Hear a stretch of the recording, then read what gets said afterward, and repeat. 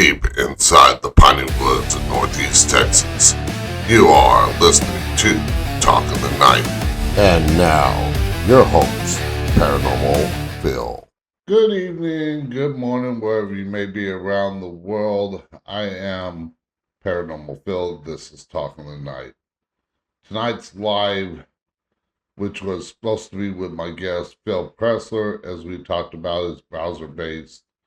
UFO dog whistle had to be canceled due to illness by him and myself, but we will reschedule with him at a later date down the line. Tonight, we will have a rebroadcast of an older show from 4 years ago called Conscious Contact, Full Disclosure.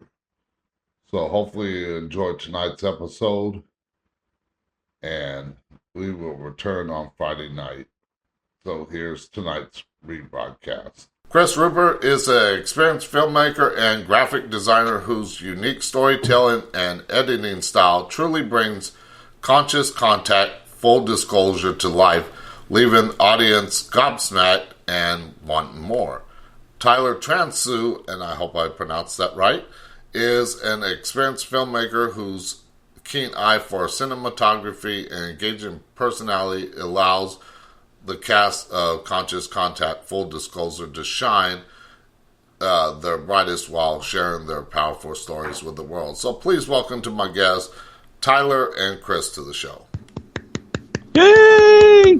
Thank you. Woo! Thank you for having us. Paranormal Phil, thank you so much for having us, man. It's great to be here. Yeah, it's great having you guys on. I mean, I've been talking a lot about ghosts and spirits lately, so I need to break up the monotony. Dude, aliens, UFO telepathy. Yep, we got you covered, bro. And Sasquatch. Yep, and I know there's a lot of people that love to hear about Bigfoot and other cryptid creatures. I'm actually got Lauren Coleman as a friend on Facebook. So, oh, awesome! I saw on your next week's schedule you're going to be talking about past life regression. That's something Tyler and I have recently been talking about. Well, that's a rebroadcast.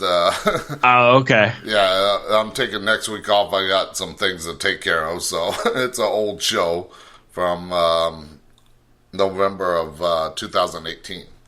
Still an interesting topic, though. Yeah. Oh, trust me. It was an interesting topic when I had him on the show. So, all right. So tell the listeners a little bit about yourself and everything. Go ahead, Tyler. Sure. So, my name is Tyler Transu, and Chris Rupert, he's the other gentleman on here. And the both of us combined, we form Dockside Media, which is the dopest documentary production company this side of the Milky Way. We formed here in August of 2001, and we had this idea. Chris said, "Hey, man, do you want to start making documentaries?" We're both independent filmmakers for the past 5-6 years, worked on some projects together, like commercial work, short films, music videos, other corporate stuff. But yeah, he came to me with this, and we decided right out of the gate that we wanted to do something paranormal, just because it's interesting, it's entertaining, and we thought, initially the first plan was to do the 7 Gates of Hell, which is a local legend around where we live. I'm in Lancaster, Pennsylvania, and this legend, that one was over in Pelham Township. And the long and short of it was, if you go through these 7 gates after midnight, after the 7th gate, you're instantly transported to hell. So as we start doing research for that, I stumbled upon Anjali's story on Reddit. And I saw, wow, she's a former Department of Defense intelligence officer, and she's going to give a public press conference in Washington, D.C. in front of the Lincoln Memorial on August 17th. And I'm like, yo, Chris, this is like in a week or whatever. What do you think if we pivot to doing something with UFOs, aliens, conscious contact, that type of thing? And one thing led to another. We filmed her press conference, and then that led to Sue Walker, who is she's in telepathic communication with the Ponte extraterrestrials in a mountain base in the Sandia Mountains in Albuquerque, New Mexico. And so between that and Anjali's story of being in conscious contact with extraterrestrials in a base in a mountain in the Mojave Desert, we found those links. And then also we linked up with Clifford Mahooty, who was a Zuni Pueblo owner. I could keep going on forever. But so we found these, oh man, dude, we got these stories, these experiencers who have had conscious contact and telepathic contact with extraterrestrials. Like, how can we not share this with the world? And man, it was an awesome process going and logging these interviews, speaking to these genuine, great people. And then afterwards, got all the footage to Chris, and he edited it into, this beautiful documentary, Conscious Contact Full Disclosure. You watched it, Phil. Let me flip it to you. What were your thoughts on it, bro? I watched the trailer because I'm so busy that I didn't have time to watch the thing, but I will, when I have a chance to watch it. I want to watch that because, like I said, I've had many experiences over a long period of time. I've been able to see spirits since I was 5 years old, so nothing surprises me. And then, of course, I've been in the paranormal field for 30 years. I've done cleansing of dark entities in homes where most people would run away. So I've had an interesting life. And, of course, like me, like you guys, I actually was going to school to get my degree in radio, television, and film, but I was taking the classes to more or less not for the filmmaking aspect of things, but for the marketing aspect of radio, because everything else I knew. I've been doing radio off and on for 10 years, so. But I've learned a thing or two in those classes on cinematography, and eventually I'm going to finish my screenplay on a horror movie screenplay, which is kind of going to be based on a true events. Man, dude, that's awesome. We're looking forward to seeing it, and I think speaking our language over here. Yeah, Chris, if you want to segue off that, just as far as your filmmaking background being, right? Sure. Yeah, I mean, I'm a big horror and sci-fi movie fan. I do a YouTube channel called Bad Movie Night, talk about low budget movies and stuff. So I've always loved, I'm a big horror guy, and so I've made 14 short films. They're mostly all horror or sci-fi related, and so I've been into narrative filmmaking for a while, and I just thought documentaries would be something that we could approach with a small team and yet still be creatively satisfying. So when I broached Tyler with that subject of Seven Gates, I just thought, well, it's local, so we can easily capture something there. Yeah. And when he brought the Anjali story, is of course I agreed with Tyler, but he's the one who went out and logged all the interviews for this film. So I didn't know what anyone was saying or anything. I got all this footage back, and I just plopped it into my Premiere, which is the video editing software. Yeah, I know that software. That's the software that I got trained on in college. Yeah, it's a lot of people still use it to this day. Obviously, it's a pretty popular video editing software. So I put these 5 interviews in there and just kind of started editing and piecing it together. And what was so interesting was all the well, you haven't seen it yet, Phil, but I won't spoil too much. But there is, these are 5 completely different individuals with their own personal stories. Yet a lot of times they bring up the same kind of subject matter, only it might be phrased slightly different or something like that, but it's still the same concept they're discussing. And so it was cool to see this pattern kind of form and this story kind of grow out of just these interviews. And we didn't approach the movie with any kind of storyline or narrative in mind. We just wanted to be able to tell these people stories in the most compelling and interesting way possible. Yeah, and of course that's a lot of documentaries that I saw that, you want to have them tell the compelling story because that's what's going to draw people in. For sure. and everything like that. Now, I was going to ask, tell us about your filmmaking career, but how did you get started all into that? Did you just, like I said, decide? For filmmaking, I actually started making movies in like high school, if not even earlier than that. And we made so many short films and maybe what you would call a feature film back in high school and stuff. Yeah. And even after that for a while. But then there was a time where, you know, growing up, having a family, it took away from that. Like I didn't have time for it anymore. Yeah. But then, I don't know, like 8 years ago or something, it started to get more interested in launching my YouTube channel and all that stuff. Kind of sparked the interest again, and then I started shooting narrative films. And then from there, you know, commercial work and stuff, because I'm self-employed, so I do all kinds of creative projects, and so naturally I started doing more video work.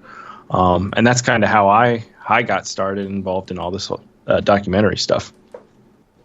Okay. And for me, I just happened to see, man, I think this May will be like 6 years ago.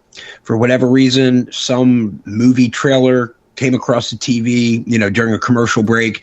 And I don't know why, but for whatever reason, that day, like in my brain, it clicked, and it was just like, oh man, dude, that's just a bunch of 1 second, 2 second, 3 second clips strung together to tell a story. I bet I could do that. And, you know, and I went outside with my cell phone and my son, he was like 2 at the time, his toy dinosaur, and I made this fictitious movie trailer called The Dino Slayer, which you can still find it on YouTube, and put some, like, you know, music behind it and sound effects. And I, you know, posted on social media, and I was like, just instantly fell in love with filmmaking. It was just, man, perfect timing. You know, if I would have tried this 20 years ago or something like that, 30 years ago, and had to shoot on cameras and like physically stitch or, you know, tape like film together and on a giant editing board, I don't know if I would have gotten as far as I did. But man, I loved it so much that, you know, it's like that 10,000 hours rule where, you know, if you do 10,000 hours of something, you'll become a master at it. And man, I don't know if I've done 10,000 hours yet, but bro, if you go back through my Facebook feed and the TT Productions company I created and Dockside Media, dude, I just did a ton of just video work. Whatever I thought was funny, whatever came across my mind, I just kept creating. And then after like a year or two, I was getting like client work and people were paying me money. So I ended up getting started investing in cameras and gimbals and a drone and getting my remote pilot's license. So, dude, I love, you know, hopefully when people watch this film and they hear this show and they're like, holy shit, these two guys made this documentary. I would have thought it was made by a much larger studio with a lot of backing and investors and stuff like that. And it's awesome what you can create, you know, with good vision and cinematography and lighting and commercial grade equipment and gimbals and, oh man, yeah. So and I think hopefully you notice too. So for the people out there that are listening to this, you know, we're talking about Conscious Contact Full Disclosure, which covers like UFOs, aliens, telepathy, consciousness, experiencers, hybrids. And it's by interweaving 5 people's stories over a 69-minute runtime. But we've also, we have The Ghost of Gettysburg, which is coming out April 26th. And then we have Secrets of the Sasquatch, which we just got picked up for distribution, and we'll have a date here shortly. I'm hoping it'll be this summer for sure. I mean, we have it all cut. But I'm hopeful what people will notice is, man, as sharp as Conscious Contact Full Disclosure looks and feels, man, The Ghost of Gettysburg and Secrets of the Sasquatch, like, bro, we just keep getting better because we keep doing it more and we keep having more ideas of how to film these things in a more cinematic way so that people can really feel the subject's messages and their stories and connect with them. And it's an awesome, awesome thing, man. So with your your screenplay for your horror film, bro, like, you can do it. Chris and I are proof in the pudding, man. If you just move your feet and go do it, it'll be ballin', bro. It will be. I'm 100% disabled veteran and everything like that, so it's hard for me to get around. But I was out last Saturday filming at the Fort Worth Stockyards on the Ghost Tour and everything like that. I wanted to break out the big equipment that I had, but I didn't have time to sit up. I was late getting dinner and everything like that, and I'm like, I brought a big old, I got a chest rig that has an arm where I can just hold it with one arm, and it's basically a chest gimbal. I can move it all around, pan, tilt, everything like that, and stuff. But I don't have the high-tech cameras either, but I got like a camcorder, I got a DSLR camera, and of course I was live streaming it too, but for some reason the live stream did not want to stay up. But that's why I made sure that I have a rig to where I could put both my camcorder and my cell phone on it, along with lighting. So, I mean, I was ready for that, but I had to actually carry that rig and just leave the body armor thing, body rig, back behind at the Cowtown Winery where the ghost tours happen. But there's been plenty of times that I've filmed down there and everything like that, because I love the Old West. I love the history of it. And of course, talking about the horror film, I got a friend out in Beverly Hills that his house is 150 feet away from where the Manson murders happened. And he's produced his own film because he is a producer out there in Beverly Hills. But my horror film is based off of an event that happened there. And I don't want to give away too much of the screenplay, but the lady pretty much had unusual movements, sidestepped, walked into a mirror, and started screaming uncontrollably like she was being pulled into the mirror. Oh, wow. So that is creepy, yeah. So I was like, that sounds like an interesting horror movie. And of course, I love scaring the heck out of people during Halloween. That's my favorite time of year. So I was like, I'm going to start writing a movie screenplay. And I started learning how to write the screenplay, how to do extreme close-ups, cowboy shot, extreme wide shots and everything like that. Learning how to format the screenplay to mention it's daytime, certain location, and then so much more. But I'm sure once I'm finished with it, I'm going to send it to a professional to kind of review it, make sure that it's all good and ready to go. And like I said, my friend in Beverly Hills, he knows the movie industry, so I'm sure he'll pretty much, I'll have no problem filming at his house, because that's where I'm going to film from, but it's going to make it look like it happened somewhere else. That's awesome, dude. I love it, man. I wish you the best with it, and I'll be excited to see it. Yeah. Now, you can do anything you put your mind to, bro. Yeah. Now, when did you start Dockside Media, and why the name? So we started that, let's see. I forget when the official paperwork says, but, we... So the beginning of August, Chris said, let's start making documentaries.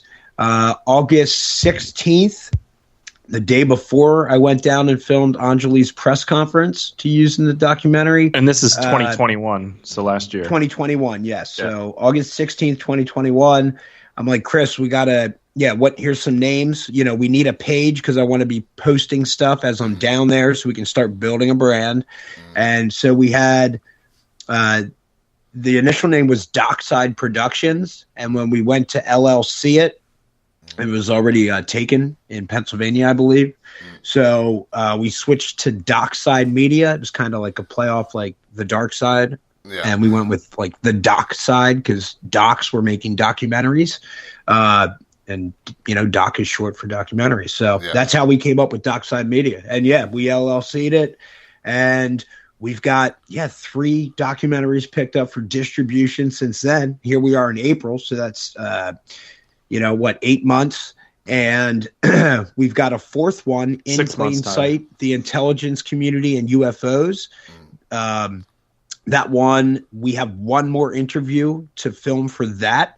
I'm flying out here on the 29th of April, so a little over a week.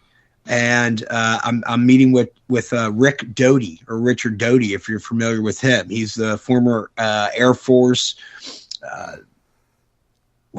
Agent of Special Operations Intelligence Officer, and basically he was tasked with disinforming UFO experiencers and whatnot. He would go to conventions, keep tabs on people, feed them misinformation and half truths. Almost like MIB without the MIB. Mm-hmm. What was that, Phil? I said almost like the MIB without being MIB. 100%, yeah. Now, because sorry, I lost my train of thought there, but I was thinking when you mentioned Dockside Media, kind of almost playing off a dark side. Believe it or not, when I started radio, I started using, because I didn't know about the whole music license thing and everything like that, so I was using Eddie and the Cruisers on the dark side, and it came as a catchphrase. So now I recorded my own outro music, and of course my sign is "See You on the Dark Side." So not because, one, because I have dealt with the dark side of the paranormal, but also because the show is done at night, so why not dark side? But that's an interesting synchronicity there. Yeah, it just flows just great and everything like that. And for some reason, I was like, it's perfect. Now, let's get into the movie that we're here to talk about. Tell us a little bit about Conscious Contact in full disclosure without giving away too much, because I don't want to spoil it for me or my listeners. Chris, do you want to go ahead? I don't know. Was I having mic issues? No, you were good, Tyler. Oh, okay. I thought somebody paused when I was telling the John or the Rick Doty story. But so for Conscious Contact full disclosure, we have 2 people who are in telepathic or conscious contact with extraterrestrials. Sue Walker, if you look her up, she is tweeting on Twitter at the handle is @Sandia Wisdom. She is a clairvoyant as well. An experienced clairvoyant. She has worked with 3-letter agencies on missing persons cases, right? Helping to find them. As I stated earlier, Anjali, former Department of Defense intelligence officer, right? She also, I think, ran for some I don't know if it was for Senate or what, but somewhere in South Dakota. So these are, very interesting people who have worked with the government, so the government trusts them and their opinion. And so I think when people hear their stories and what they're talking about, I think it's a breath of fresh air for the UFO community, for people who are really into UFO documentaries and aliens. I think this will be new information and exciting for you, and a new perspective and something to think about. And for people who maybe aren't into it or don't believe in aliens or have an interest in it, man, this feedback we've got from like pre-screeners, dude, they loved it. And they came out of it saying, man, I don't know. Maybe there are extraterrestrials out there. Yeah. So we think it's a very impactful movie. And then you have Zuni Elder Clifford Mahudi. So if people are fans of like Ancient Aliens, you know, this guy, he rest his soul, he just passed away here like maybe 2-3 months ago now. But we're talking, you know, this guy that had elders and these stories passed down from generation to generation. And the things that he has seen and heard and experienced, and the research that he's done looking at all these different Aboriginal tribes, like the Dogons and stuff, and that seeing that, you know, they're all talking about these star people and these star nations. And so, oh, dude, it's just an amazing documentary. And then and just Chris does a great job of interweaving all these stories and these experiences where, like I said, and Chris does a great job as well, is it like kind of ends on a very positive and uplifting note, right? And to me, it's like it gives you like a Rocky IV send-off, man, where like you're coming out swinging, dude. You're fired up. Yeah. You want to investigate more. You wish that it didn't end. And it's just, I think, like I said, so far people have loved it. It's available on Amazon, iTunes, Google Play, Microsoft Movies and TV, and Vudu. Okay. Yeah, I'll have to get one of those services just to watch it because I don't think I have any of them. I might have Amazon, but I'm not I think sure. I think we sent you a private screener link, dog, an advanced screener. So we got you covered, Phil. You're having us on the show. Okay, I'll have to look. But anyways, how, because we got a couple minutes before we go to commercial break, but how were you able to find and get a hold of these people to do this documentary? Man, dude, we're in 2022, bro. Yeah, well, you can darn near find information for anybody. So I reached out to him. Okay. Anjali, I saw her story on Reddit. Boom, dropped into and yep. So went down to the press conference. I messaged her on Reddit and started communicating that way. Said, hey, can I put a lav mic on you so we can get clean audio for a documentary that we're shooting? She said, yep. Sue Walker, saw her on Twitter, sent her. I don't know if I was a direct message on Twitter or if I had to like find the website and then, you know, a website of hers and send a contact form. But same deal, was just open and honest with these people and asked. And she directed me, I think, connected me to Clifford Mahudi and Reverend John Polk. And at Lampy 1947 was from Twitter as well. So it was just a matter of just asking these people, hey, would you like to be a part of this documentary? I'd love to hear your story. Yeah. And we'd like to share it with people. I know, like me, I've had guests on that have appeared on like Coast to Coast AM, but I've gone to like internet radio directories where people fill out their information and say, I want to be on a show. And then I fill out my information about my show. Of course, they fill out their information for people to look up too. But I have them usually contact me. I mean, shoot, 1 week into restarting the show, I was booked for a month straight. 5 days a week. Wow, dude. That's a good idea. I'm going to have to use that method now.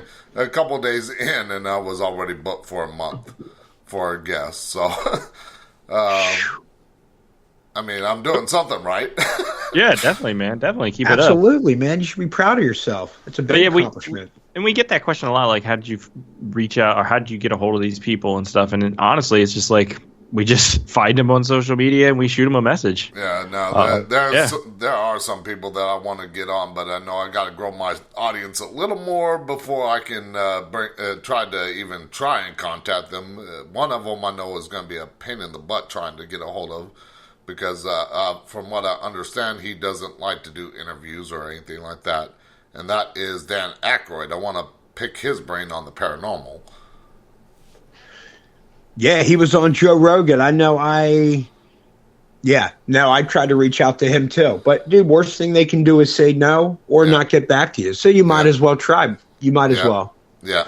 Okay, and we are back with Tyler and Chris as we talk about aliens, UFOs, and Bigfoot, Sasquatch. And the questions I want to get into now are, I think I kind of plucked them out of the trailer and everything like that, because I'm sure a lot of people would probably ask the same questions. So why hasn't there been any process in the scientific progress made in consciousness? I would argue there is some. I mean, look at Neuralink, right? I'm sure there is tons of investigation and research into memory, because so much of the population suffers from dementia and Alzheimer's and diseases like that affect the brain. And so I think we're constantly learning more and more about how the brain works. Okay. But I think we still have a long way to go. As far as like, these individuals firmly believe, that they can communicate telepathically, right? And also, it's well documented. The government spent 2 decades, 20 years, and millions of dollars studying remote viewing, right? Yeah. Like, this is a fact. The Stargate program. Yeah. What's that, Phil? The Stargate program. I just think, there's something to it. Yeah. And, but I feel like, the people that were talking about iPhones and electric cars or even airplanes or rockets, anything like that, 100 years ago were labeled as crazy. And, now, like PS5s, virtual realities for kids these days, like that stuff is commonplace. Like a child can pick up an iPad and intuitively operate that thing. Whereas, my parents or grandparents, they just kind of look at it, whatever. They just can't do it, right? So what's going to be a commonplace thing 100 years from now? And I think it very well could have something to do with consciousness. I mean, I feel like there's certainly times in my life, and I can't explain it, but I'll think of somebody who I haven't spoken to in a long time, and for whatever reason, I get a text from them, right? Yeah. Like shortly after that. And so is there some sort of collective consciousness and we're all connected? I don't know. I think like it seems like, if you're doing like a 50-50 coin flip or something like that, I feel like you can, affect it so that your odds are like 50-40 or 54-46 or something like that. Like you can get an advantage based on, thinking good thoughts, the placebo effect. Again, another documented scientific fact that some people, if they have extreme pain or depression or something like that, man, for whatever reason, you give a group of people, some the real pills, some sugar pills, and some of the people that take those sugar pills will report, less depression, better mood, they're happier. They'll report lower pain levels. And it's like their mind is somehow fixing them because they believe that the pill they were given is fixing them. So I think there's some power to that kind of stuff. Yeah. Now, now I do have kind of a belief system in that because, like, for seeing and communicate with spirits, I want to say about 6 to 8 years ago, I think it was, I coined the term the Santa Claus effect for being able to see and communicate with spirits, because a lot of people have that ability when they're young, but they lose it as they grow older. And I'll explain, but I don't want to destroy any kids' reality. So if you got kids, have them tune away. I don't want to destroy the reality.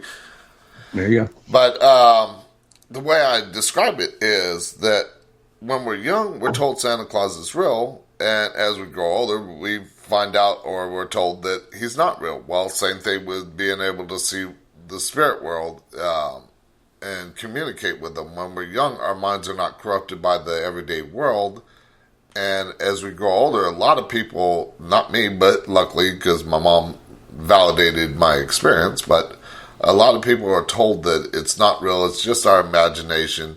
And I think the same thing with telepathy and more conscious contact through the mind is possible. We just haven't learned how to unlock that ability. Yeah, and I mean, think about like an alien species who would have the technology to travel to our planet. You know, they would have to be way more technologically advanced than us. You know, perhaps they started 1,000 years before the human species, and like just think what our technology will be like in 1,000 years, because this stuff changes exponentially. So I would think if the best way to communicate someone would be to directly implant your thoughts into their mind, right? Much better than trying to say what's in my head with like words that we agree mean something. So, yeah. Yeah, and like I said, I think there's so much out there that we don't know. Of course, like, I mean, you look at ancient aliens and everything like that, and they're talking about different things that even back in the Egyptian time, the Baghdad battery, stuff like that, that how did they have that knowledge? And it could possibly be that these alien races actually came here and gave that technology. There's so many different cases that I can spout off and everything. Well, we talked to Clifford Mahudi, who is a Zuni Pueblo leader. I mean, and he talks about in their culture, they refer to them as the Star People. And their culture goes back, hundreds and hundreds of years. And there's, let's see, Edgar Casey, was it Edgar Casey or, no, not Edgar Casey, Ed Lee Scallion, Coral Castle, and how he moved all those things by those monoliths by himself, or like Stonehenge, how were those, I mean, there's so much debate on how they were moved, but, I mean, is there a chance that that technology exists, that they were able to get that technology or have help with that technology, or even building the pyramids? I mean, there's that whole discussion.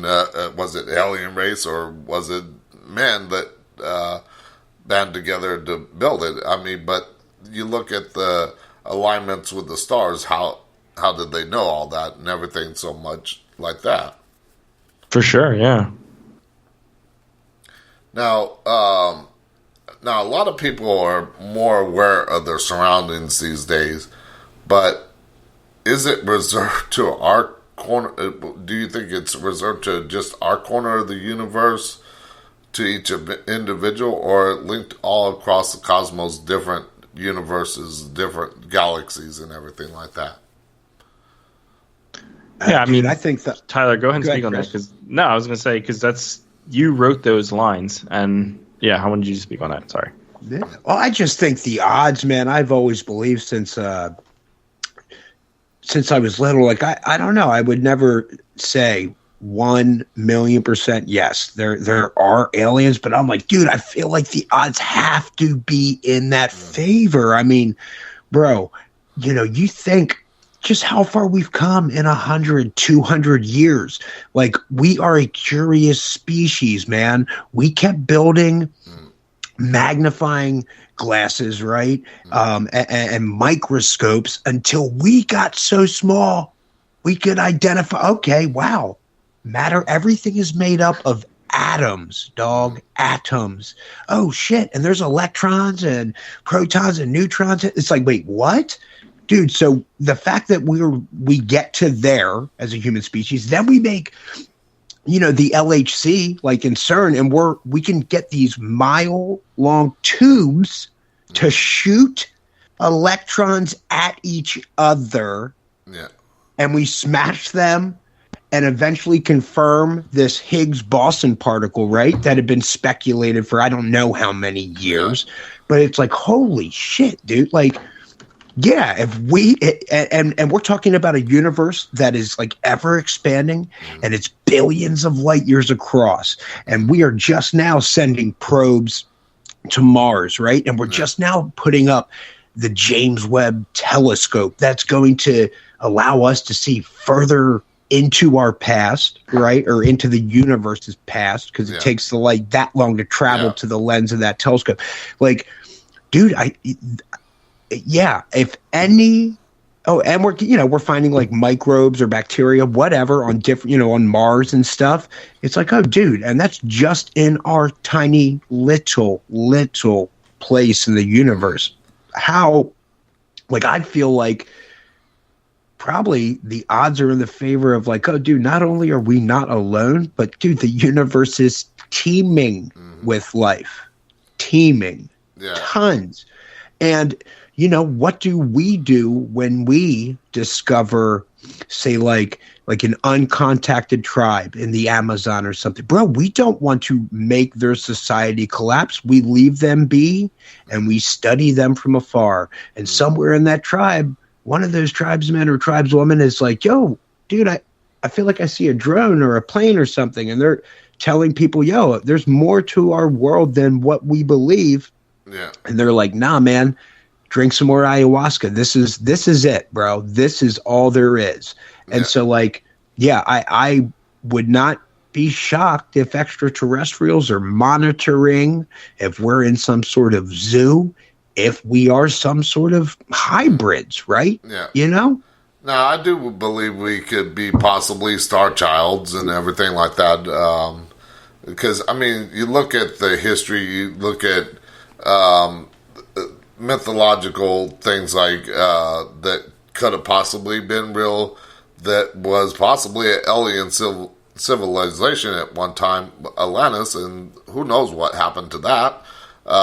So, I mean, and of course, as big as the universe is, how can you not think that we're alone? Or not, you know what I'm trying to say there.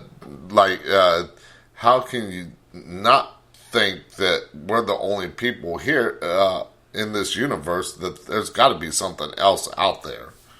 We just haven't discovered it yet. For sure. And science is uncovering new things every day. Like, I mean, just the fact that, like, it is a fact that quantum entanglement exists. And it's called spooky action at a distance. So, like, Phil, if I spin an electron here in my office, dude, if you have the instrumentation in your office, you can measure an electron. If I'm spinning it clockwise, you'll measure an electron in your office spinning counterclockwise simultaneously at the exact same time, which means somehow, bro, there is some sort of link. We can't see the thread with our eyes and that type of thing, but there is something that is connecting, right, all these points in space and time. So it's like, once we, I can't see the Wi-Fi signals bouncing or coursing through my body right now, but they're there. And so I feel like, right, once we, start understanding the mechanism of how those 2 points in space and time are connected, then you can start like manipulate them. I haven't looked into like quantum computing yet, but I believe it's probably somehow utilizing, right, instantaneous transfer of data like that.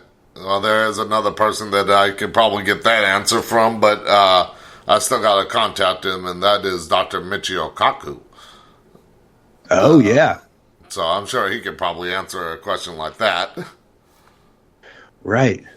But, man, we're curious species, and we're just going to keep going. So, and then you've got things like Jeff Bezos, right, of Amazon dumping whatever, $100-200 million into like whatever, like reverse aging company, or consortium is like out there.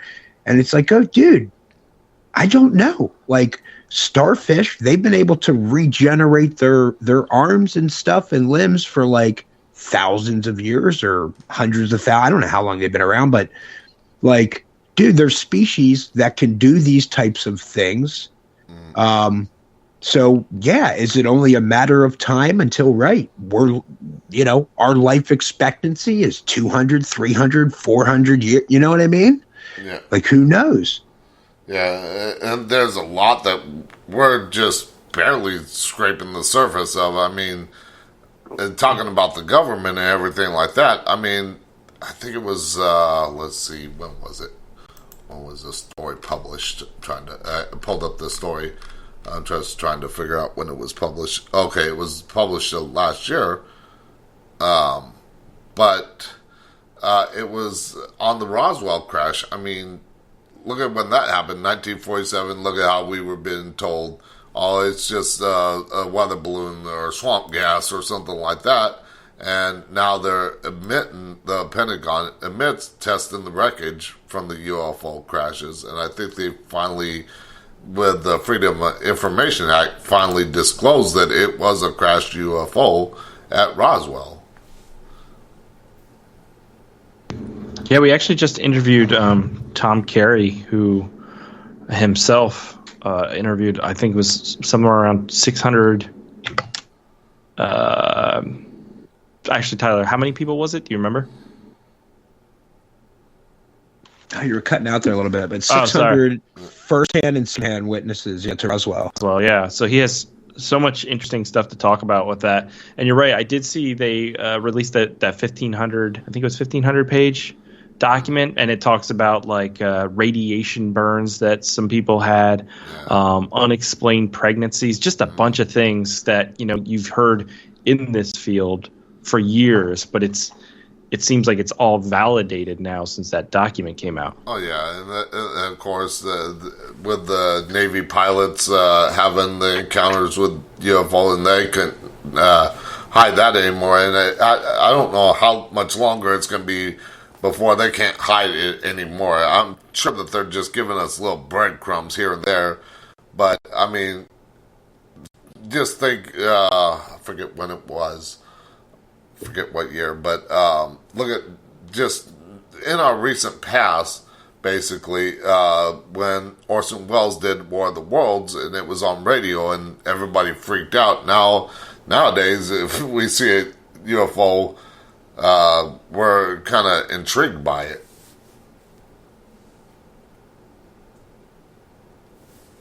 Yeah, it feels like the stigma against this stuff is lowering or getting smaller. I think it's because of the internet, and people are able to communicate more and not feel so afraid to put their ideas out there. Yeah, and of course, when I started in the paranormal field, it was like people like me that could actually see and communicate with spirits. We were kind of shunned upon because it just wasn't too far in the past that witches were burnt. People that were suspected of being witches at Salem were burned at the stake, and then people just had that fear of witchcraft and everything like that. And now we're learning more about the paranormal because it's over-sessionalized with the paranormal TV shows nowadays. But a lot of people don't understand what goes into putting on those shows, and I could talk days on end about that. But oh yeah, it's a big production, right? And a lot of it's manipulated, just like a lot of reality TV. It's things are taken out of context and stuff to try and build a certain narrative. But you're right; it's very sensationalized a lot of times in TV. Yeah, and of course, I think that plays a part in some of the stuff that we see even today with UFO sightings and everything like that, where it's, what is the word I'm trying to look for? But people are still kind of reserved about understanding. Like, I was working at an amusement park about 5 years ago, and of course, they launched one of the SpaceX rockets from Andrews, was it Andrews or Edwards? I can't remember. I think it's Edwards Air Force Base out in California. And I was running a ride and everything like that, and people are like, "Is that a UFO?" I'm like, "I know UFOs are at least a little bit. That is a rocket." But people are kind of awed with something in space that we just don't know what it is.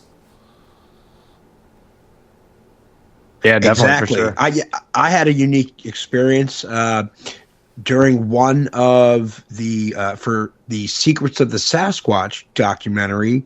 That one we did a couple campouts, and at one of the campouts, we saw the Starlink satellites, right? One of those launches, and it was insane. Had I not seen a YouTube video of it before, like I would have for sure thought it was an alien invasion, just because this string of lights, and they're all spaced out not evenly, but however far apart each one is, like it stays that far apart as it's cruising across the sky, and it looks like they're lit up, but really it's just the sun shining over the like past the earth and reflecting off those satellites as they're cruising through the sky. So it just appears as if they're lit up. And then same deal, when they go into like the shadow of the earth, like instead of them going all the way down to the horizon, like they just disappear.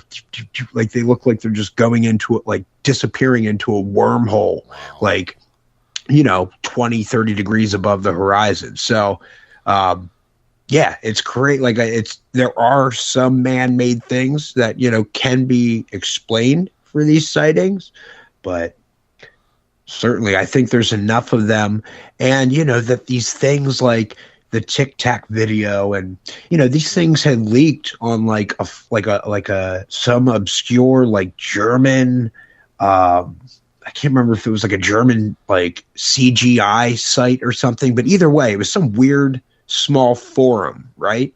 Where who knows if it was Lou Elizondo or some, former Department of Defense person, but like, so like what other videos are out there that people discount and just, dude, it can't be real. It's gotta be a hoax. Like this flyby video, because the UFO, the object, I mean, it almost looks too good to be true, right? Yeah. But maybe we find out here in the next year or two, the government says, yeah, no, that really was recorded through one of like the window of one of our, I forget what spy plane it is, but I don't know. It's fascinating. Fascinating stuff. I'm sure that a lot of our technology has come from alien technology that they kept quiet for so many years, like Roswell and everything like that, I'm sure that we gotten a lot of our technology from that,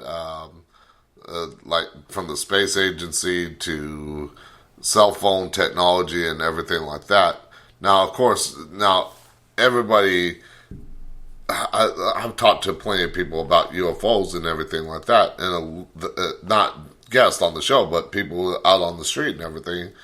And a lot of people, I have to explain that UFO doesn't mean that it is extraterrestrial. It just means it's something that we cannot identify. And a lot of people, when they were testing the SR-71 or the B-2 or B-17 bombers, people thought that those were UFOs just because of the high speed. It was the technology that we were not used to. Of course, now we are today. But I wanted to get your take on, do you think that a lot of that technology that we have today came from possibly one of these crashed UFOs? Definitely, we've definitely talked to a bunch of people who have shared that experience or shared that thought as well, and I think it's definitely a possibility. Okay. All right. Well. Yeah. I mean, I wouldn't say for certain, but one, I think it's a possibility. Two, you have some government officials and different people, I don't know, Gary Nolan, Eric Davis, different people talking about, and testifying before Congress about, that they were tasked with like researching or testing materials that were extraterrestrial, like they were not of this planet, right? Yeah. So when you hear stuff like that, and that the government's in possession of these materials, or rather, I'm open to all these things, that I wouldn't be shocked if that the government gave these to private industries or companies a long time ago to be able to wipe their hands of it, and as far as like Freedom of Information Act requests and whatnot, they wouldn't have to disclose anything because it wasn't in their possession. I see we're getting up to the hour here, so I'll wrap it. But okay, and we are back with my guests Tyler and Chris as we talk about UFOs, aliens, and Bigfoot, Sasquatch, and it goes by many names. The phone lines are open if you want to call in. Skype, use the Skype name Talking the Night, or by phone at 817-717-1280. Or go over to Spreaker.com, sign up for a free account. It don't cost a dime. You don't have to record anything. You can join the discussion with me in the chat and everything like that. I pay attention to my listeners. I interact with my listeners and everything like that. And I definitely read your questions and everything like that. And I pass them on to my guests. If you don't feel like calling, you can do it that way. And that brings me to the first question in the chat here. And there is a lot of thought on this. I've been kind of thinking about it and looking into it, and being like aliens, Bigfoot, being part of interdimensional beings. And what if the question is, what if we think we're talking to spirits, but when in fact we're actually talking to aliens? What is your thought on something like that? Man, great question. As far as the Bigfoot and aliens connection, if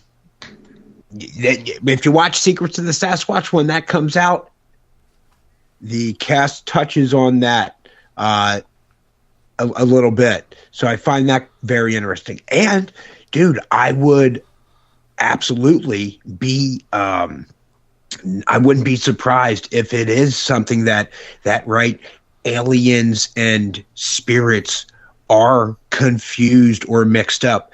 Wouldn't be shocked if, say, the angels and demons talked about and written about in the Bible were extraterrestrials. And if we are hybrids, right, being made in God's image, right, in these extraterrestrials' image, would stay in line with that doctrine. Yeah, basically the Star Child thing and everything like that. Yeah. So, and if these beings, right, if they are interdimensional, that could be misinterpreted as or mistaken for spirits, right? I think there could certainly be an overlap with that. What about you, Chris? Yeah, I mean, I'm the same thought for the most part. Like, there's so many things. I mean, that's what science does, though. But like you were talking about earlier, Tyler, with like the atom, like before we knew the atom existed, it still existed. It was still doing what it does, So we're constantly finding new things and discovering new things.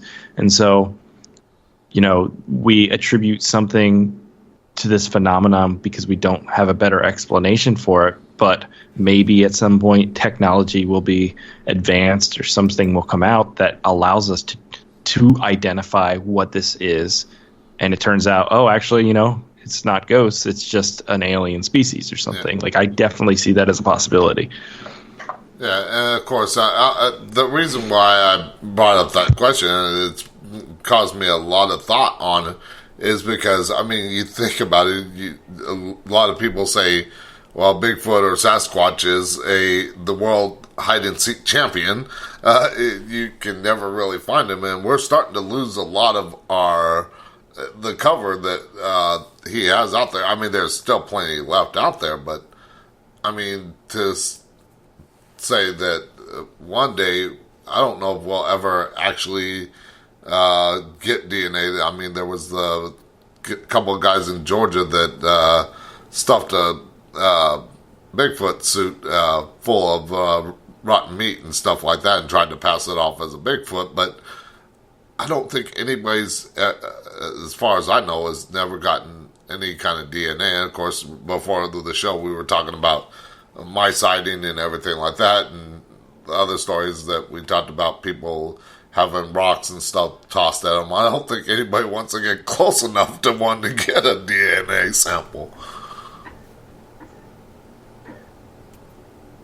But I agree. Yeah, no, certainly tough. And I just think about, I mean, dude, check it. I have been deer hunting since I was 16. I think there was like maybe 5 years in there that I took a break or something. Dog, Phil, guess how many deer I have gotten? 0, bro. 0. And guess how many days I've sat out in the woods quietly and haven't even seen a deer, despite there being hundreds, right? Probably within, a few square miles or whatever it is. But it's like, dude, so yeah, I think it's certainly possible that, man, a Sasquatch or Bigfoot could remain undetected, and have the occasional slip up, right, where it's sighted. Like my sighting, it was just by pure chance that I actually saw it because I was out there alone, and of course there was nobody else to back up my story, so it's a personal experience, so I can't say, oh, I know for a fact that he's real, when it could have been somebody playing a joke or something like that. But at 12 feet tall, I don't think anybody was playing a joke on me on that one. Exactly, dude. No, that's awesome, man. That's far out. And there's enough people that have seen things like that are unexplainable. So, yeah. Now, I want to get into, because we talked a lot about the UFO and everything like that. I do want to talk about the Sasquatch and everything, because that's another interesting topic that people love to hear about. Like I said, I'm friends with Lauren Coleman on Facebook, which I sent him a message. I'm still waiting on to hear back if he wants to be a guest on my show. Just because I want to pick his brain about different cryptid creatures, Loch Ness Monster, Bigfoot, Chupacabra, all that kind of stuff. But there's so many topics that I can go in there with that one. But I wanted to get into the secrets of Sasquatch. How did you come up with the idea for that documentary film? Yeah, well, man, I'm telling you what, Phil, all this stuff just almost feels like fate or destiny. We haven't, really gone out and said, oh, man, we're going to make a UFO and alien documentary called Conscious Contact Full Disclosure. Okay, now we're going to do the Ghost of Gettysburg documentary about ghosts at Gettysburg. And, now we're going to do Secrets of the Sasquatch. I mean, they just kind of, I don't know, they just materialized as if by some outside inspiration, and these things would just kind of come to me. I'd run it by Chris. I'm like, dude, hey, what do you think about Secrets of the Sasquatch? He's like, I like it, man. So I put out some public posts on social media, seeing if some people wanted to camp out, in some secluded areas. Had some people who were experiencers. Went and camped out with them. They had multiple sightings, had rocks thrown at them, could see the eyes, could see the eyelashes. And then also other people at the property, a guy's son, rocks thrown at his window, when he was younger, swears to it still to this day. And dude, those things were man, they were definitely eerie and kind of creepy, being out in the middle of these woods, super quiet, right? And we had thermal camera, we had the game ears. We had set up like glow sticks and different shiny objects and a ball and cans on fishing line to try and see if something would trip it and make noise. Yeah. And dude, just as I'm filming this stuff and a couple of the people out there exploring and looking, dude, the hairs on the back of my neck just standing straight up. I'm like, dude, I'm like 30 yards out in the woods, filming them walking down this path, like shining their the red flashlight back and forth, and I'm just like, oh, dude, something could literally just pluck me right out of here, dude, and nobody would ever see me again. It was so scary. But yeah, man, it was a thrill. And then meeting all these experiencers, even out in New Mexico, and flew out there and got great footage, drone footage of the area to help tell the story. And we had our buddy Adam Hartwick with Shadow Alley Productions. He's been a big help. So to help tell these documentaries for Conscious Contact, full disclosure, he has just these sick costumes, right? Like legit, very expensive costumes. So he rocked an extraterrestrial costume and mask to get B-roll for Conscious Contact, full disclosure. And then he had a sick, nasty Sasquatch costume, which, Phil, if you would have seen him in the wood, like if you would have seen us filming this B-roll, like you would have, I mean, it's a legit costume. So it's awesome that we use it to help tell the stories, right? Because we need it to be an entertaining doc. We're not trying to pass it off as legitimate Sasquatch footage. Nobody would, everybody would be banging down our doors saying, what the hell? The Patterson film. Yes. And everything like that. I mean, it's grainy and stuff like that, but I mean, I think it's probably one of the best film sightings that is possibly true to the story of Sasquatch. You there? Absolutely. Okay. Chris, did you want to say anything on that? No, I mean, I agree. It's really interesting footage. And Tom Carey talks about that quite a bit because, I mean, there's a theory that the Sasquatch is just a kind of ancient hominid that survived, back when humanity was first starting, because we have found fossil records of the, I don't know how to say it, but Gigantopithecus or something like Gigantopithecus, that's it. That, if you do a computer rendering of, is what appears to look quite a bit like a Sasquatch in size and what we think of typically as one. So I think there's a lot of different potentially interesting avenues for where they are, where they come from. I mean, we talked to Sue Walker as well, and she explains that the Ponte alien species she communicates with says, Sasquatch are an alien race as well. So lots of interesting theories out there. Yeah, and of course, I think that would play in part with the whole interdimensional beings and everything like that, plus extraterrestrials and everything like that.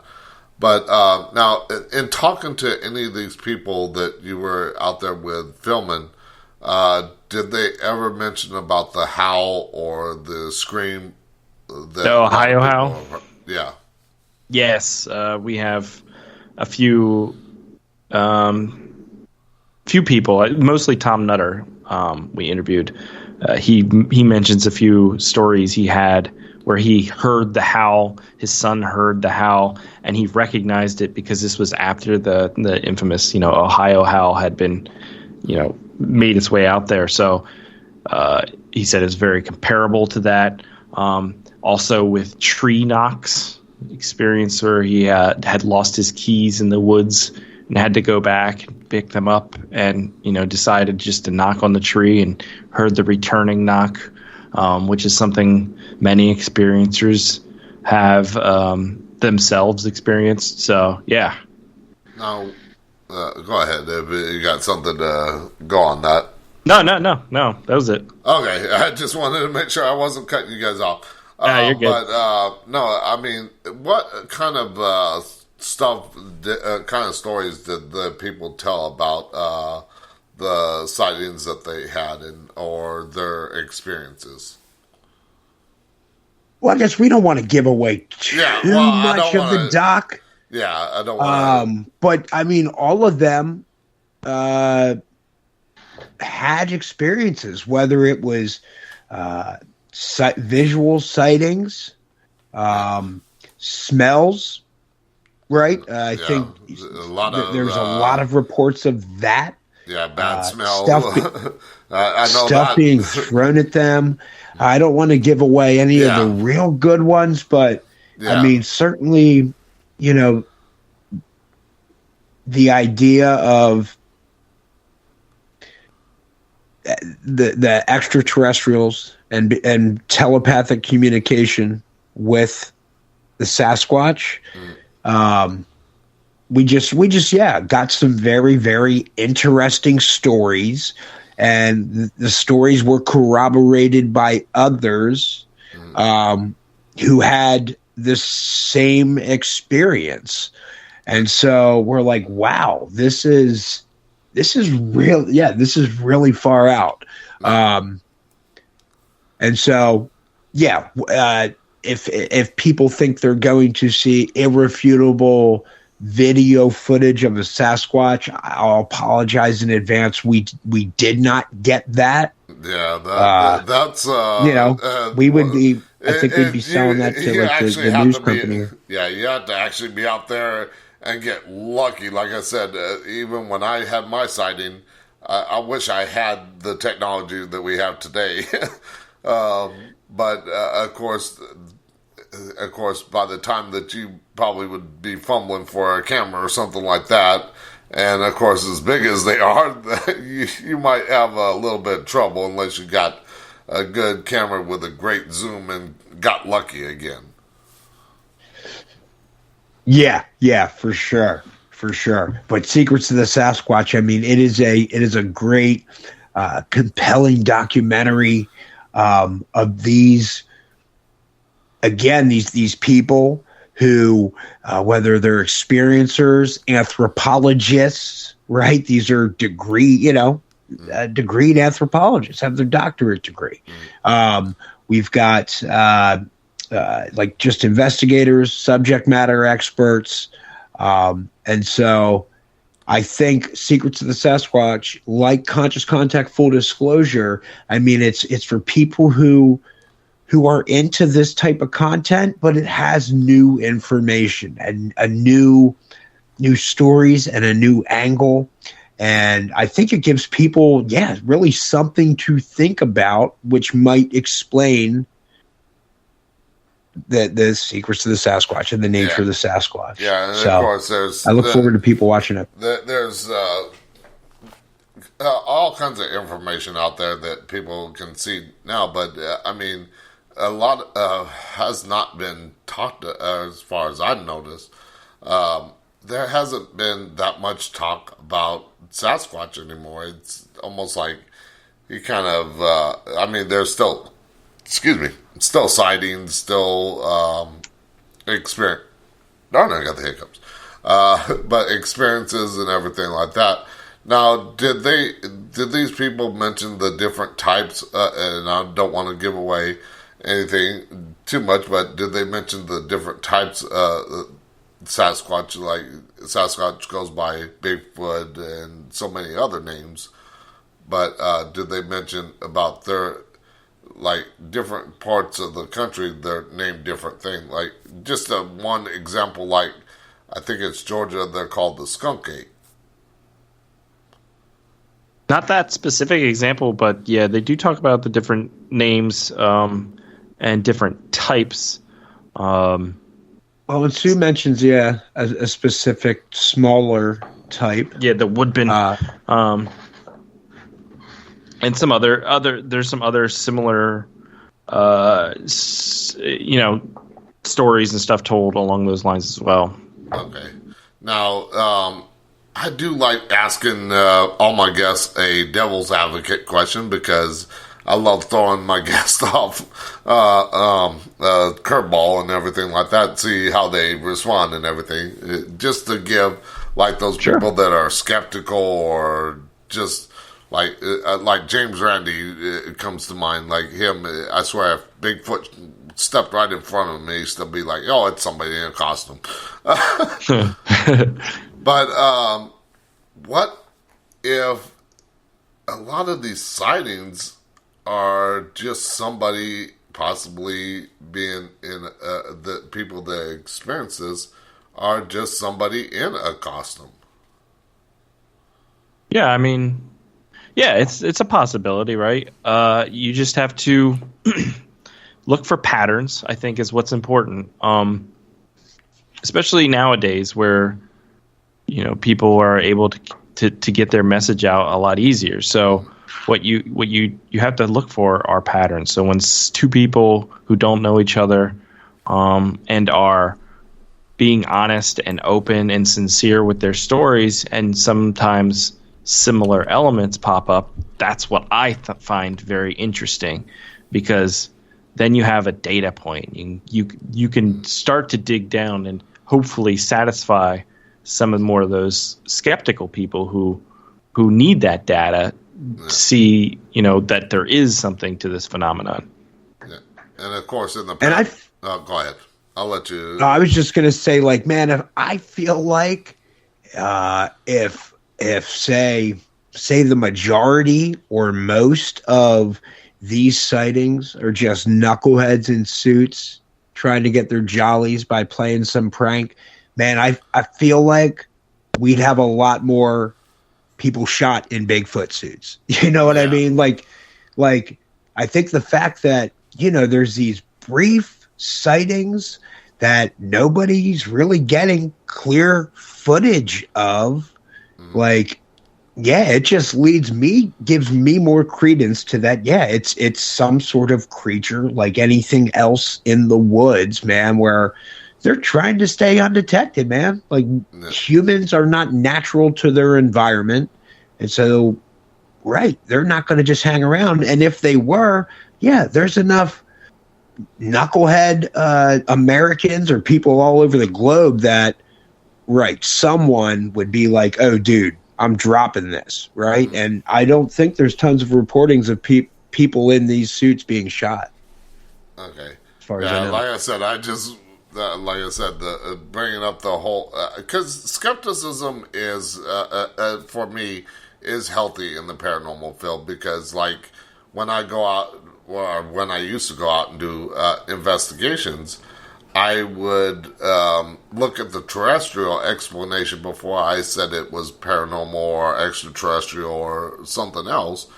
And like, if I go to a location I hear a knock, I'm not going to immediately be like, oh, well, it's a ghost knocking on the wall. No, I'm going to look, could it be an animal in the wall? Could it be the pipes, of water flowing through the pipes or something flowing through the pipes? And I tried to look at that terrestrial explanation first. So a little bit of skepticism, I believe, is healthy in the paranormal field, whether it be ghosts and spirits, whether it be cryptid creatures, whether it be extraterrestrials and UFOs. Yeah, I think that's what you got to do, right? But also don't close your mind. Keep an open mind to these things, because a lot of people, they live in their bubble, and when you get out and you experience things, you start to see that there's more to the world than you might know. So I just encourage keeping an open mind about this stuff. Okay, now let's get back into some of the questions here from the chat here. Okay, and this goes back to extraterrestrial and aliens and stuff. The question is, okay, what does the aliens look like if they seen them other than their crafts? Like, has anybody in that documentary mentioned a different what they look like, what race they might be? Because a lot of people have heard the Greys. That's the most common race of aliens, but there are people that talk about the reptilians, the Nordics, the Anunnaki, and so forth. Right, yep, tall whites and all that, yeah. They're mentioned in the film. I think one of the real unique aspects is, what people are going to find out about Sue Walker, and that her story is just super interesting. I mean, as far as how I don't want to give away too much, but how she first started communicating with these extraterrestrials, the Ponti, telepathically, and then these extraterrestrials became her art teacher, dude. Wow. And so she has these beautiful, paintings, drawings, I guess, if they're using chalk, maybe different colored chalk, of the Ponti extraterrestrials. And so it's great. I mean, she has the extraterrestrials named, or she knows their names and draws their images. And they look, similar to like Greys, for sure. Okay, and we are back in the last half hour of the show. The phone lines are open if you want to call in and ask my guests questions about UFOs, aliens, Bigfoot, anything like that, or go over to Spreaker.com, pop in the chat, sign up for a free account, it don't cost a thing, and chat with me and others in the chat, and ask your questions that way if you don't feel like calling in. I get it. A lot of people are afraid to call in and share their experiences sometimes, but it's nothing to be afraid of. I mean, it's more widely open nowadays. But anyways, let's get back into, I think earlier we talked briefly about the guy that was kind of like the MIB agent, kind of passing on disinformation and everything like that without being an MIB agent. Has anybody in that film discussed MIB agents? Well, I haven't spoken to Rick Doty yet. That'll be coming up. I'm trying to think. Well, Tom Carey, and this is for the In Plain Sight, the intelligence community UFOs, which we should have that finished within a month, and it'll be released this summer as well. But so for that one, Tom Carey, the guy that's written, I think, 12 books on Roswell now. So he's been researching and writing about this for a long time.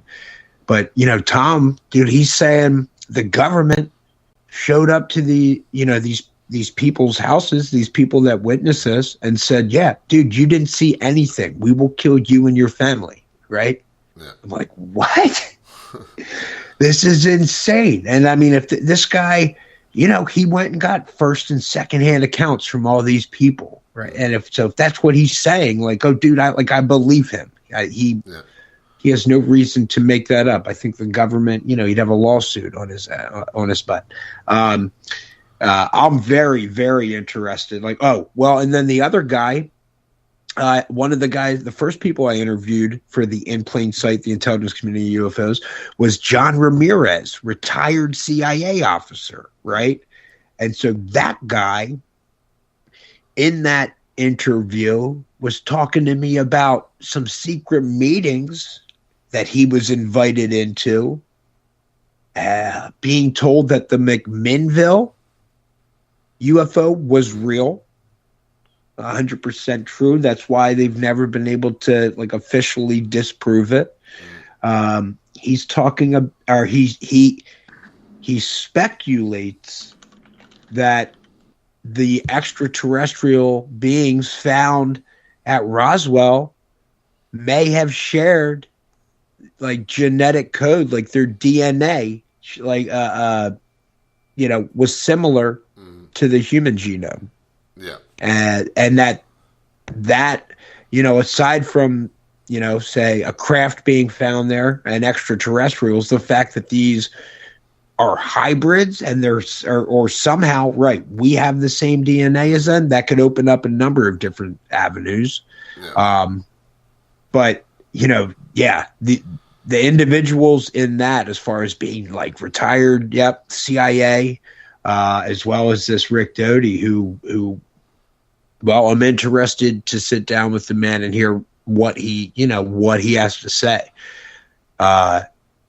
He told me whatever, there was some classified stuff that I wasn't allowed to ask him about. But dude, I love it. It's like I'm living in a Jason Bourne movie, man. This is Cloak and Dagger. Tell him your story about the people that visited you after we filmed Conscious Contact. Well, yeah, I mean, just had crazy things, odd things happen in my life while we're filming Conscious Contact, full disclosure, and because interviewing people like or filming press conferences of former Department of Defense intelligence officers like Anjali and Sue Walker. She had worked with previous like 3-letter agencies. Dude, I got like a little wigged out the one day when my son and I were out shooting basketball, and it was just whatever, this perfect setup where this European couple happened to stop in front of my driveway, say they just flew in, were trying to get to their friend's house. They had an address, but no GPS. But how they got to my house was not in the right direction. It was super weird. And the fact that they're European, but they're both very attractive. They have a baby in the back. They say all I see is a baby seat, but I couldn't actually physically see a baby. They're saying they're from Europe. They don't name what country, and there's no identifiable accent, right? To me, it almost, if I had to say gut feeling, is oh dude, they almost seem like maybe Russians that watched American cinema and learned English that way. Because I didn't they spoke it pretty well. I didn't notice anything. But yeah, and then so that it culminated in just the type of guy I am. They're asking for help. I'm yeah, you know what? I'll tell you what. My son and I will hop in my car and we'll drive you to that address so you can get there because you don't have GPS, no phone, whatever. And I do that. And as I leave, I'm wigging out. I'm oh, dude, I didn't lock the back door, right? All these things are flashing through my head. I'm they're following me to this address. As I get close, I get to a 4-way stop, and I look up in my rear view mirror, and I'm a quarter mile from the place they need to go, and they just wave me off, oh nope, we know where we're going, and I'm wow. Okay, so I peeled off, and they, I guess, continued to that place. I was wigged out enough. The next day, I even drove back that morning after my son went to school. And I'll be darned, dude, I did see that same car. I found it, whatever, a quarter mile down that street near that address. So if it was operatives, they're playing the long game. But it was so weird how they got me out of the house that quickly with the door unlocked. It was a perfect setup. If people followed me and knew how my personality was. Footage and erase it, basically. Yeah. Now, so there are those. I forget when that video was taken out. I don't know if you've ever seen it, where these 2 tall men, kind of almost real pale, real tall, walking into the hotel, and you see them come into the camera view, but you don't see where they go. But people had mentioned about people like that don't look like they're of this earth. And I didn't know if any of the people in your film, either one of the Conscious Contact or the in plain sight intelligence community and UFOs have ever mentioned about people like that almost look non-human.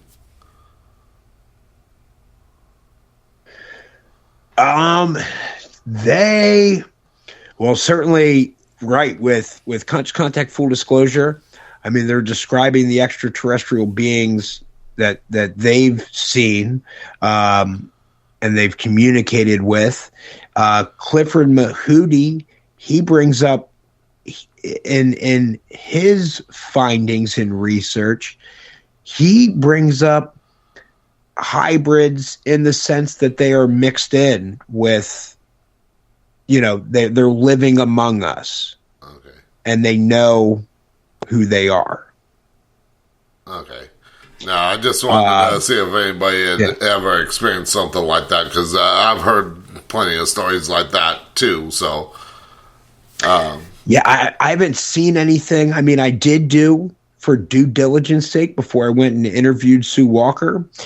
She has a telepathy 101 primer. It's like a little study guide that helps you learn how to practice telepathy. It's on officialfirstcontact.com. It's on that website under the download section. And again, it's called the Telepathy 101 primer. But, I had like 2 odd experiences where I attempted, to do telepathy the way that it was instructed. And the one, I had this extraterrestrial being appear before me. Now, my eyes were closed, but it seemed like it appeared in front of me, like 5 feet physically in front of me, which was very odd because as like a filmmaker, I don't have a problem like closing my eyes and picturing, say, an image or a scene up in my mind's eye. But it was just weird how this popped up, not up in my mind's eye, but like physically in front of me. And then the second one, there was like water droplets I felt falling on my arm. And I'm like, man, this is really weird. Like, cracked my eye open, saw the water droplets physically. I'm like, well, I better wrap up this like telepathy thing. I'm under this tree, but I guess it's raining. And I wrapped it up and I walk over to the pool to like confirm that it's raining. That's why there's water on me. And yeah, dude, like no rain. Everything's dry around. I'm like, what? I don't know. Hairs on the back of my neck standing up. It was crazy.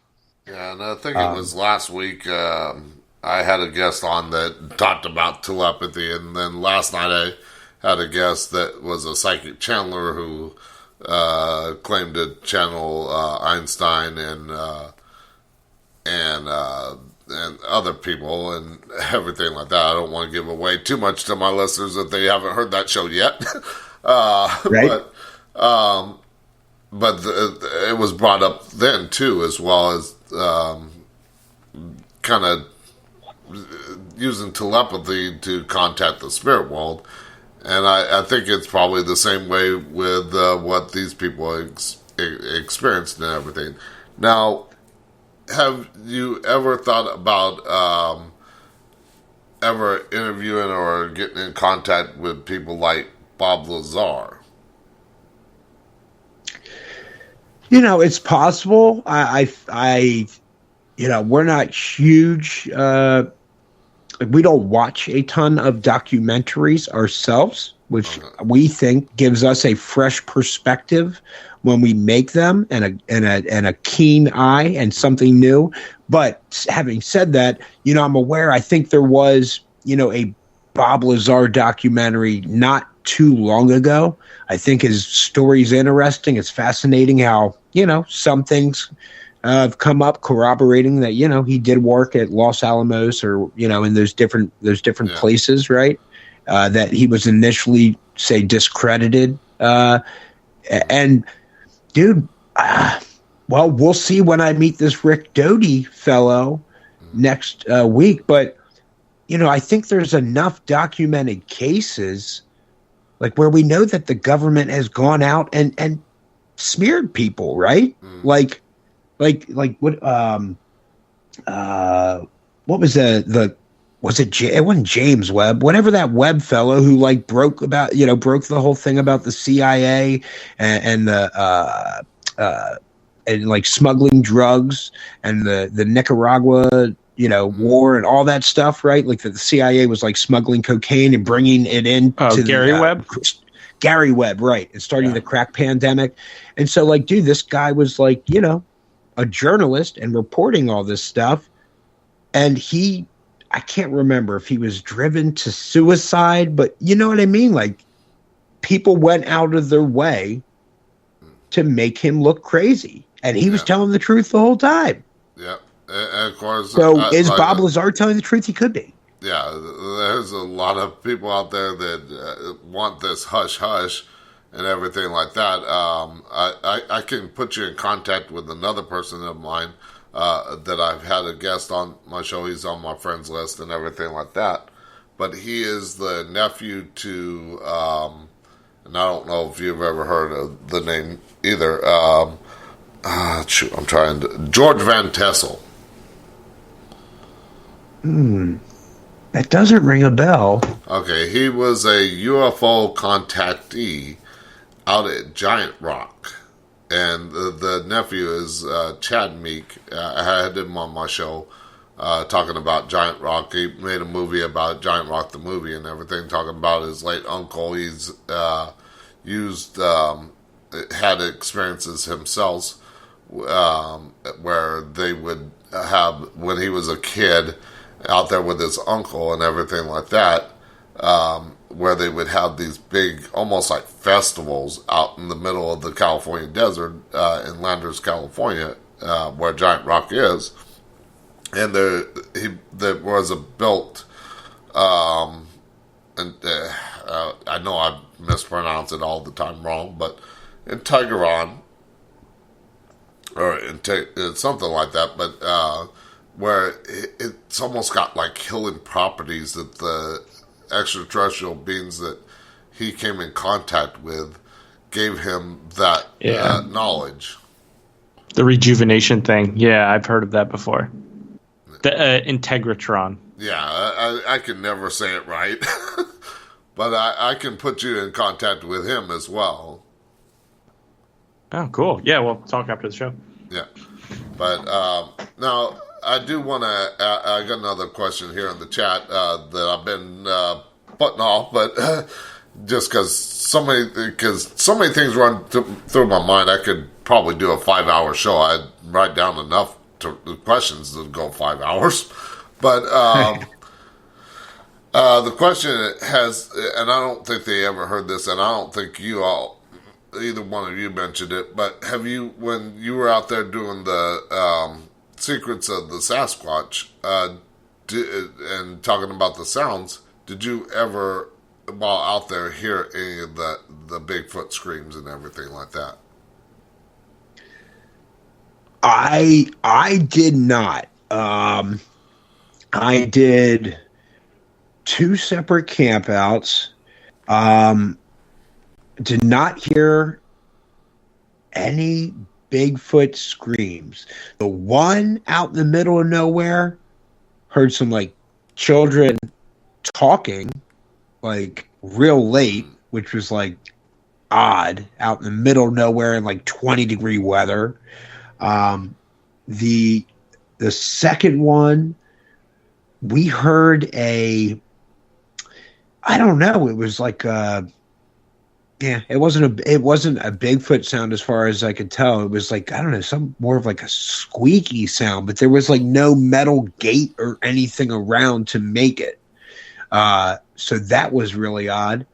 And then, the third time when it was going to be the Sasquatch campout, and the person had a last minute cancellation. So I ended up camping out by myself, right in the middle of nowhere, and had a UFO sighting as I'm setting up my tent. It was, going from like right to left, and I'm like, oh man, that thing's bright, but I guess it's a plane, whatever. And then it like stopped and started to like go down towards the earth, and like would like go like a little bit, stop, stutter, go again, stop, stutter. And as I'm pulling the phone out to like record it, it disappeared, and I was like, oh geez. But it was so cold. I'm like, yeah, and I'm like, oh my gosh. Well, it's so cold. Like, look, if I don't get this tent up, and if I don't get a fire built within like the next 20, 30 minutes, like I'm probably going to die. So I really can't put too much thought process towards what the heck that was, but that was crazy. And then same deal, that one out in the middle of nowhere, dude, heard like 2 people yelling at like 1 a.m, man. I went flying up out of my, my eyes like opened straight up, because I was like getting ready to go to sleep.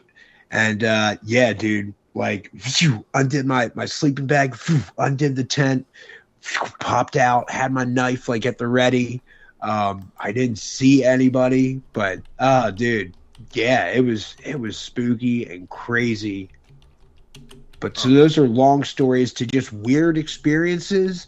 But no, I did not personally hear any type of like Bigfoot howl. Okay. Well, we are almost out of time here, so I want to ask, where can people find out more information on both of you and your films? For sure. So again, our company is Dockside Media. That's DOCSIDE Media. And so on Dockside Media, we've got the links there for Conscious Contact Full Disclosure, which is available on Amazon, iTunes, Google Play, Microsoft, and Vudu. And then it also has, it'll have the links on there for Secrets of the Sasquatch, The Ghost of Gettysburg, and In Plain Sight, the Intelligence Community UFOs. And then if anybody likes, we're real active on social media. So we're on Facebook.com/Dockside Media. We're on Twitter @Dockside Media, on Instagram @Dockside Media, and on TikTok @Dockside Media. And I think that's, and we're on YouTube as well. We don't have enough subs yet to get the cool custom link, so search for Dockside Media. Yep, but search for Dockside Media, and you'll see our little black logo with the white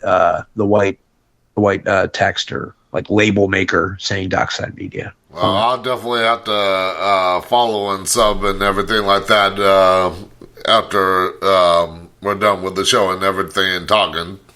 And, of course, people can find me on all the different social medias as well, but I'll mention that here in a moment.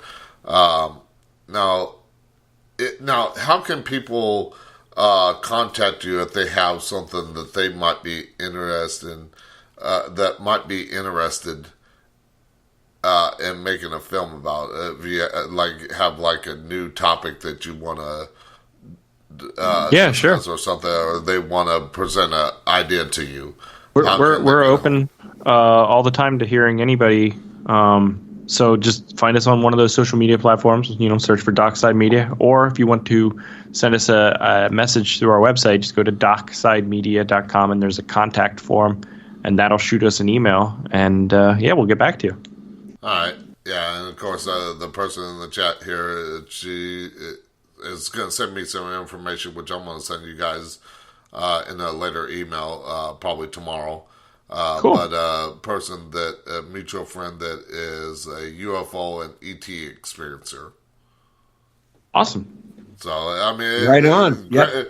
We're going to keep cranking out these docs. That's what this show is all about, bringing people together and discussing, because, I mean, there are people that are going to disagree with your points of view, my points of view, other people's points of view, but I feel that if we actually, even if we disagree, if we can come together and talk and come to, not agree, but kind of agree to disagree or something like that, or kind of come to a consensus, then we can probably come together more than we're being divided right now at this stage in life. But oh yeah, definitely, man. And Phil, thank you so much for having us. Yeah, and that's what Dockside Media is all about, man. Is we understand. Yep, the world's a big place and we can't please everyone, but we're hopeful, man, that this stuff is interesting and fascinating. And if we can get enough people talking about it and generating momentum, right, that helps the scientific community get more involved. So you have things like the Galileo Project, right? And you have things like these new government task force that are going to have to give quarterly reports, right, on what UFO and UAP data they have. So Chris and I are hoping that, that we can keep creating interesting, informative, entertaining, and thought-provoking documentaries that helps destigmatize these different paranormal phenomena, and also help inspire people and encourage people to feel okay, like talking about the experiences they've had. And we think that's going to help you uncover and unlock a lot of these mysteries. Yeah, and trust me, I could give you a ton of stories in my 30 years. I'll mention about it after the show. So I hope you enjoyed tonight's rebroadcast of an older show, Conscious Contact, Full Disclosure, from a show 4 years ago on Talk of the Night. Again, we will return on Friday night with Friday night open lines, open discussion, with the main topic, heaven and hell, what is waiting for us after death. And then, of course, we'll try to give away 3 books from previous guests. So, join me Friday night at 8 p.m. Central Time, right here on the Talk of the Night YouTube channel, as we have Friday night open discussion, open lines. Until then, I shall see you on the dark side. Good night from Talk of the Night.